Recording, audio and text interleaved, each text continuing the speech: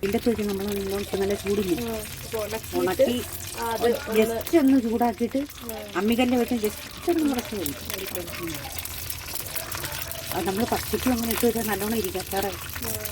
പച്ചയ്ക്ക് ഒരു തുള്ളി വെള്ളം തൊടാതെ ആ ചതച്ച കടുവും ഉലുവപ്പൊടി ഈ ചതച്ച മുളകുണ്ടല്ലേ, ചതച്ച മുളകും ശകലം മഞ്ഞൾപ്പൊടി ഈ നല്ലെണ്ണ ഒഴിച്ച് നല്ല വൃത്തിയായിട്ട് ഇതെല്ലാം കൂടെ ഈ മാങ്ങയും കൂടെ ഇട്ട് കൂട്ടി ഇളക്കി നല്ല ഭംഗിയായിട്ട് ഉപ്പ് ഇട്ട് കൂട്ടി ഇളക്കി വെച്ച് വർഷങ്ങൾ. പക്ഷെ അത് അന്നേരം ഒന്നും എടുക്കാൻ പറ്റില്ല, ഒരു മാസമൊക്കെ കഴിഞ്ഞേ എടുക്കാൻ നല്ലതാണ്.